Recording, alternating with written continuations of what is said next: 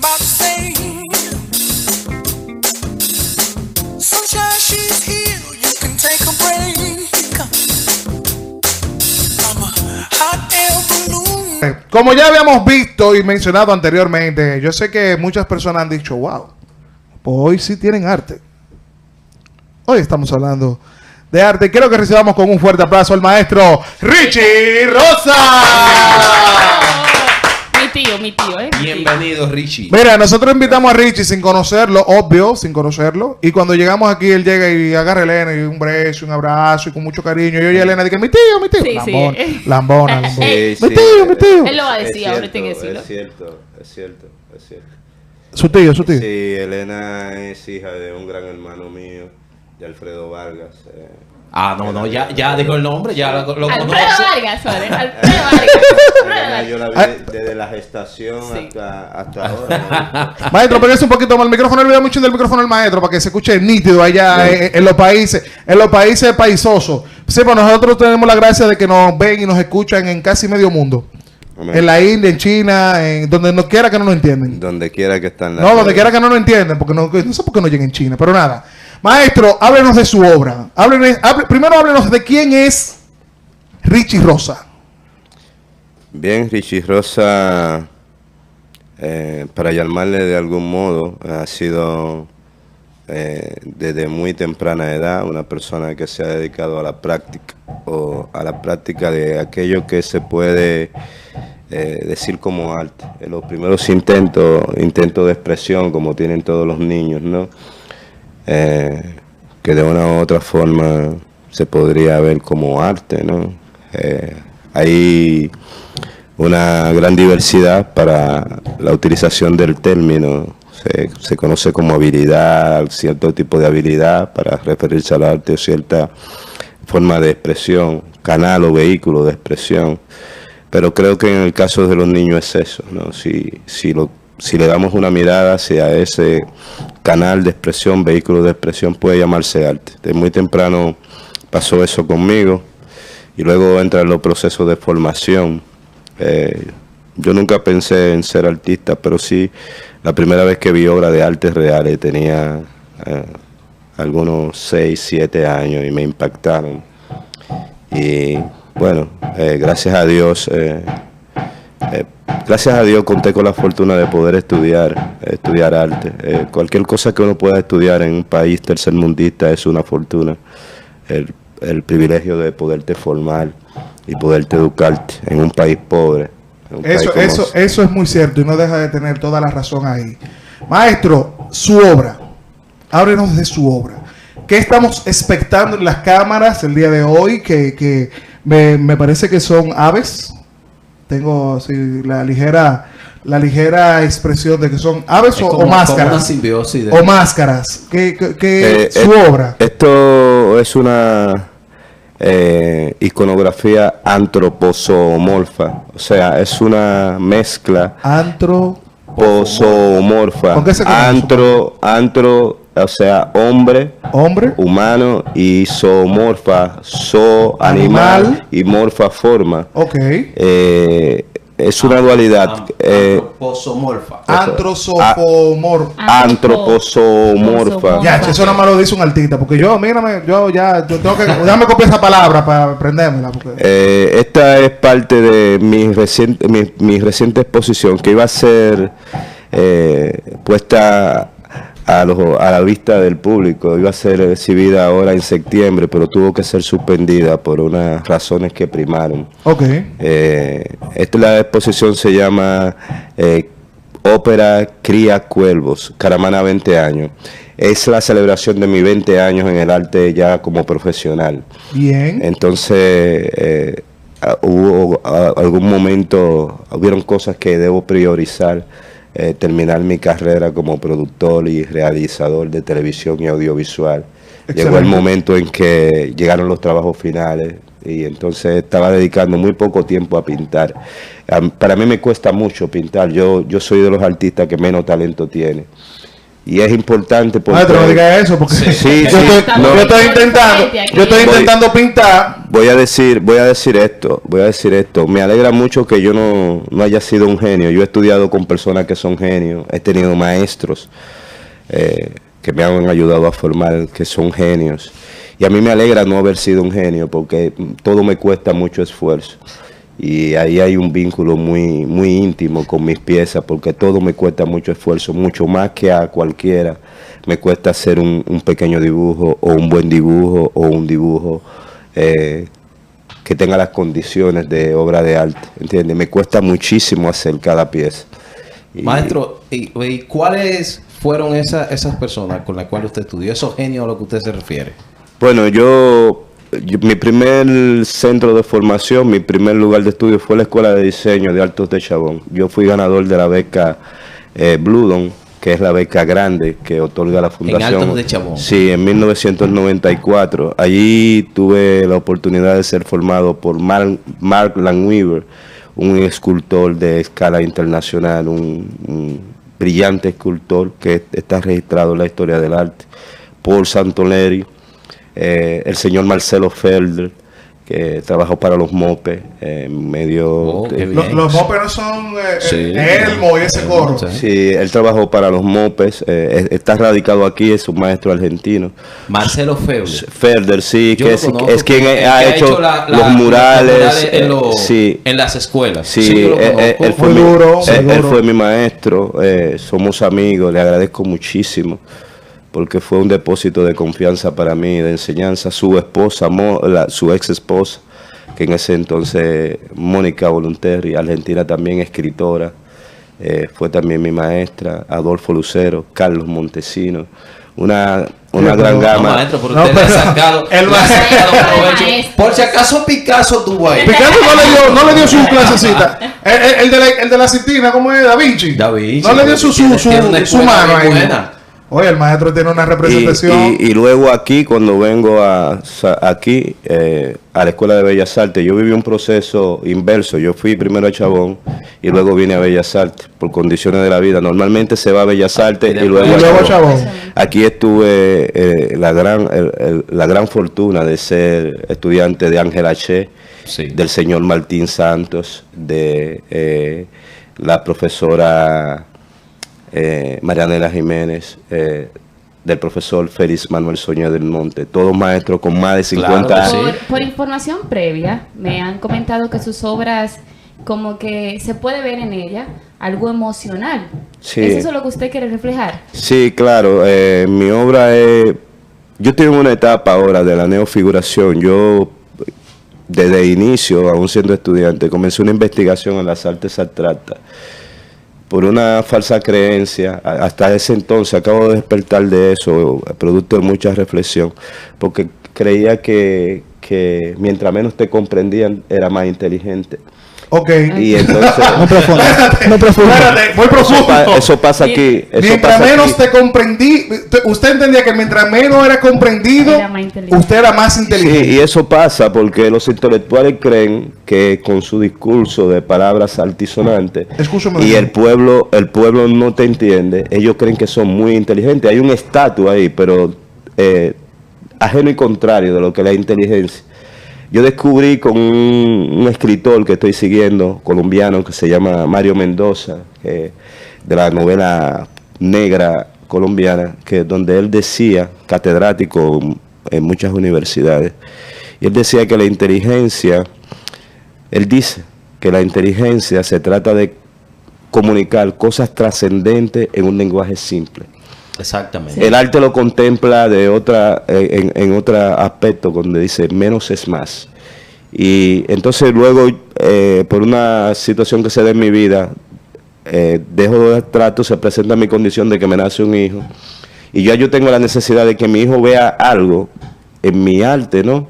Que pueda haber una iconografía que pueda más o menos describir algunas cosas. Con lo que ver, puede identificarse. algunas cosas, que pueda comenzar a leer algunas cosas. Y también por la misma necesidad.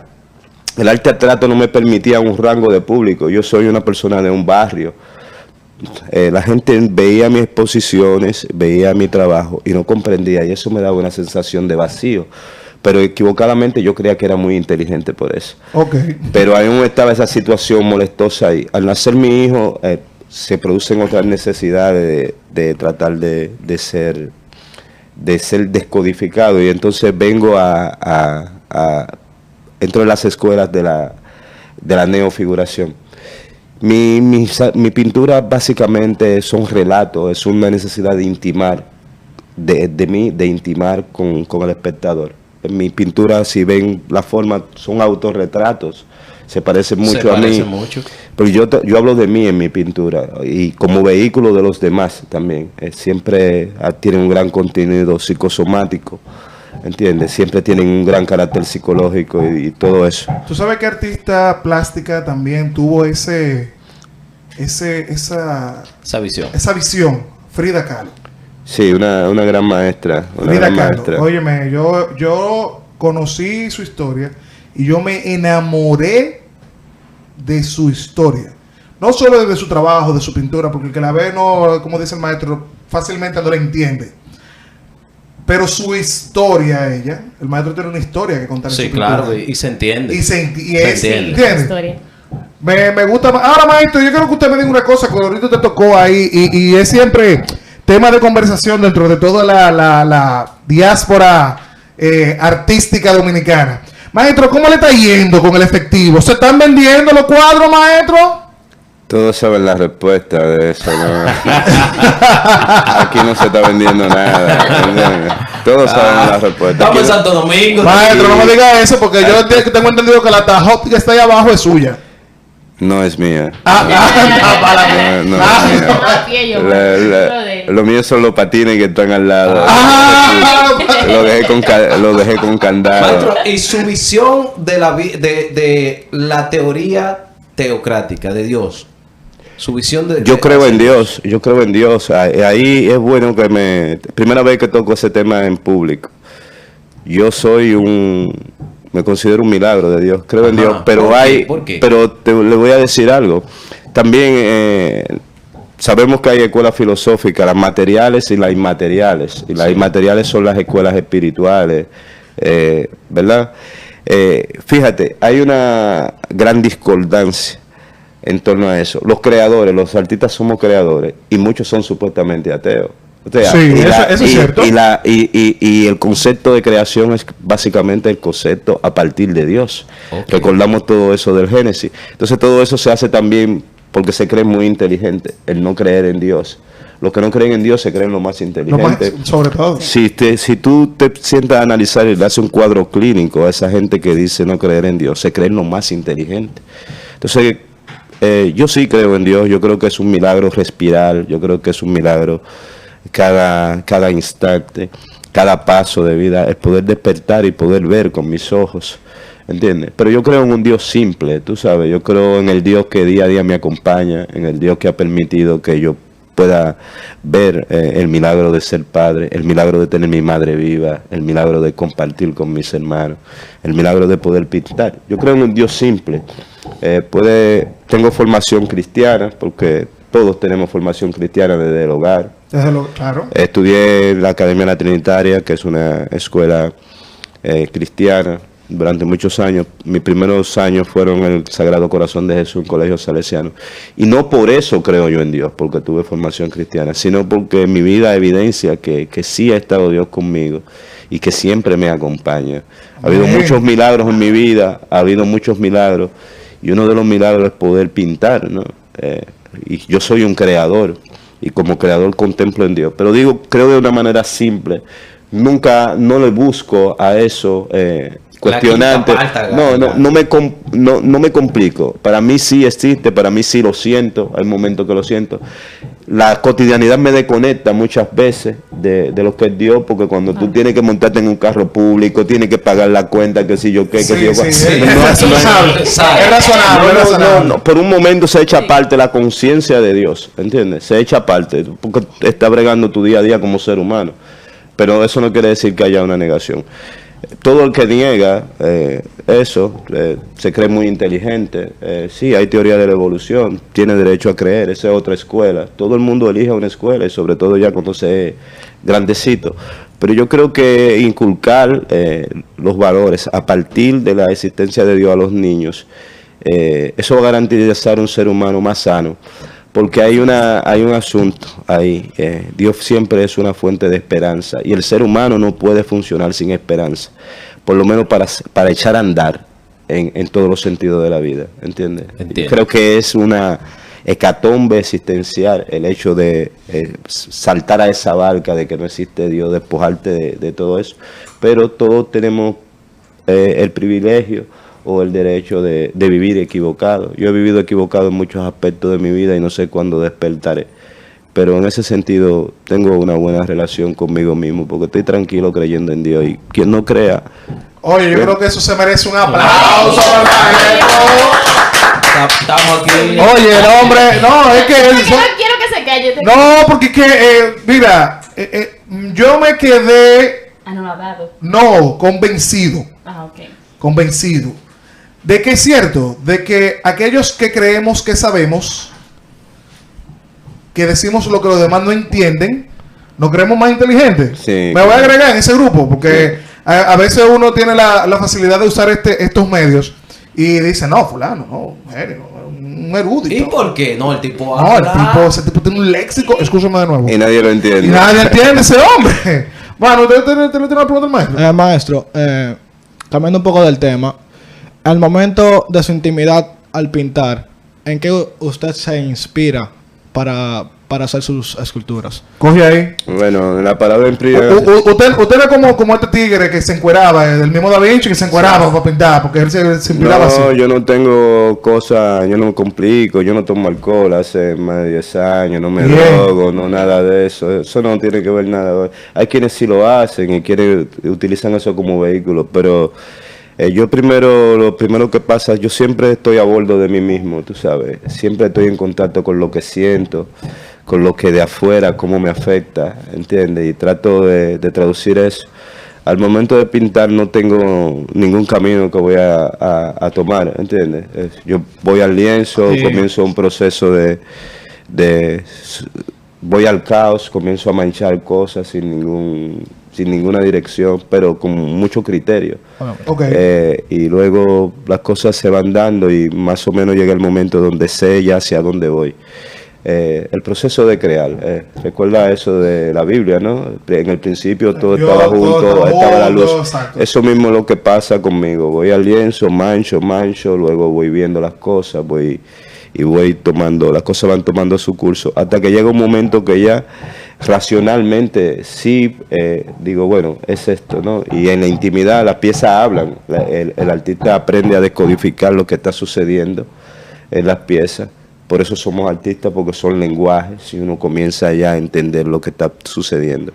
Hasta que llega ya el momento, el clímax racional, donde uno tiene que aplicar lo aprendido, la composición, la armonía, la temperatura. Pero ya esa es la última parte. Que Ya eso es lo que ya, ok, salió esto, pero vamos a llevarlo ¿a dónde a va? la calidad de obra de arte, ¿entiendes? A los niveles, que tenga, que tenga los elementos que se puedan llamar obra de arte, ¿entiendes? Y por ejemplo, maestro, siguiéndole la pregunta, ¿no hay situaciones de su vida, por ejemplo, que le pasan cosas que le inspiran a pintar algo? Cosas que usted ve en la calle. Sí, pero no es inspiración. La inspiración es un término de la escuela griega de Atenas, cuando Sócrates y esa gente que existían los pensadores, ¿entiendes? Yo no creo en la inspiración, yo sí creo en las situaciones. Esto también me acaba de marcar. Sí. Esto me acaba de marcar. Porque yo tengo. Retando a lo que saben. No, porque sí. O sea, yo tengo por entendido que, por ejemplo, Da Vinci Leonardo. pintaba todo lo relacionado al cuerpo, A la a figura la humana. figura humana, y por eso él usaba toda su escultura y su pintura era siempre con personajes desnudos. Sí, eso es porque recuérdate que el Renacimiento es post el clasicismo. ¿entiendes? Y el clasicismo lo que contemplaba era un culto, al ser un culto hacia la figura humana. Se hicieron los primeros cánones de belleza. Exacto. Bernini con la Venus y todo Exacto. eso.